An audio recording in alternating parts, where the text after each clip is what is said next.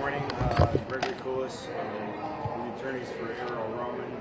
To my right is Roy Rodriguez. To my left is Andrew Stroh, Julian Johnson, and Eric Russell, Chicago activist. Obviously, the family is very disappointed over this ruling, but in essence, we're not very surprised. The city of Chicago, business as usual, police officers do things. Slap on a hand, sometimes an indictment, but at the end of the day, the police officers continue on in their actions.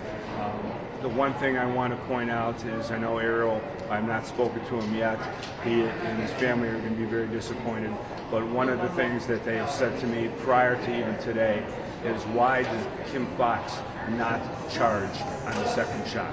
And if anyone looks into this, everyone thinks that the police officer was found not guilty. She was found not guilty she was found not guilty, of aggravated assault and official misconduct, but was charged on the first shot. Anyone that looks at this video, I believe, would agree that someone who is turning and running for his life with no weapon, no challenge to the officer, just trying to save his life, and an officer chases him down and shoots him in the back. And Kim Foxx ignores that, the court ignores that, and our system pretends that that never occurred. So I know Ariel will be very disappointed. His mother has contacted me on several occasions and has asked the one question: why did the state's attorney not charge on the second shot? And we've asked that, and unfortunately we have not gotten an answer, but the court ruled, and that does not affect any civil matter that goes forth. The criminal matter, as we all know, is guilty beyond a reasonable doubt, and the only thing that the judge had to look at was the first shot, and the second shot wasn't even presented to the court. I'm going to turn you over to Gloria to tell you Ariel's current condition. Gloria Rodriguez, Rodriguez. Ariel still has quite an uphill battle in terms of the colonoscopy bag. They were finally able to remove that. He's set up for another surgery, however, because of complications from that colonoscopy bag. You have to remember, if you get shot, what's going through your mind is, I need to be safe. And that's exactly what the video shows. And if any of you have any doubt about that, watch the tape, which was admitted into evidence. Just like that second shot that my co-counsel discussed. That second shot is going to stay in his body. It's going to stay lodged inside his butt for likely the rest of his life and cause discomfort wherever he goes. So by no means is this over, especially for Ariel and his family. Emotionally, he's still suffering, and he's very much traumatized by what the police did to him. And it's a second victimization when you consider that the full story never got to trial. So we thank all of the well-wishers and the people that have been supporting Ariel and his family. Te agradezco mucho for all of the support. I'm going to turn it over now to Andrew Stroh. So let's be clear. I agree with Mr. Coolis and Ms. Rodriguez. What happened today was a failure of our criminal justice system, and what happened to Ariel clearly on video. But also, as Mr. Coolis mentioned, this case is in federal court. The city has spent approximately $1 million defending this case with private counsel. The federal case will continue, and we will get justice for Ariel in that process. Our next steps, listen, on one hand, we wish the state's attorney would have, listen, Kim Foxx indicted, and it's even hard to get indictments in this city, let alone a conviction. But we move forward with the federal case. We'll take any questions, but the case moves forward. Think about foot pursuits in this city. You want to talk about foot pursuits? Ask the family of Maurice Granton. You want to talk about foot pursuits? Ask the 13-year-old boy that ran away, paralyzed from the waist down, shot on May 18th.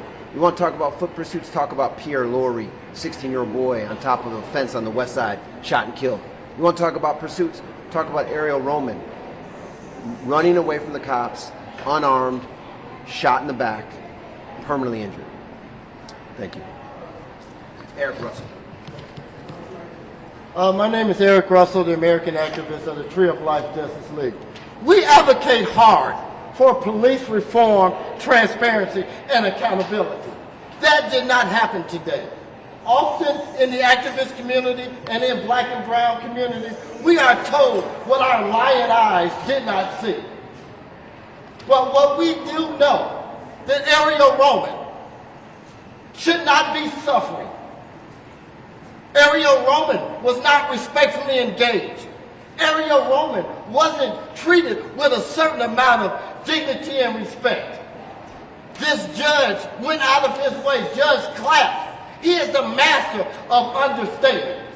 The excessive force of this officer that brutalized and violated Ariel Roman. You know, when Judge Clapp dropped his automatic weapon going through security, that was an inconsequential event. He wanted us to believe. This was no inconsequential event. Ariel Roman's life has been permanently altered.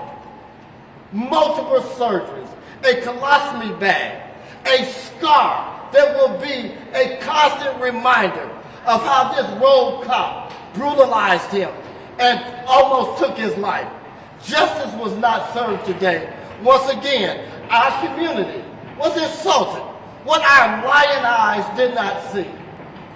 To hear the remarks by this judge was despicable. Thank you.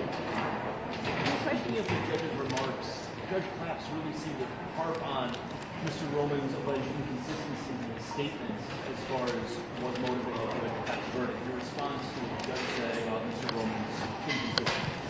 He commented on his belief, and the judge commented on what he believed was going through Ariel's head. Of course, there was no comment on the police officer at all. And why? So according to the judge, they could not get him initially in handcuffs, so I guess it's okay to just go shoot someone.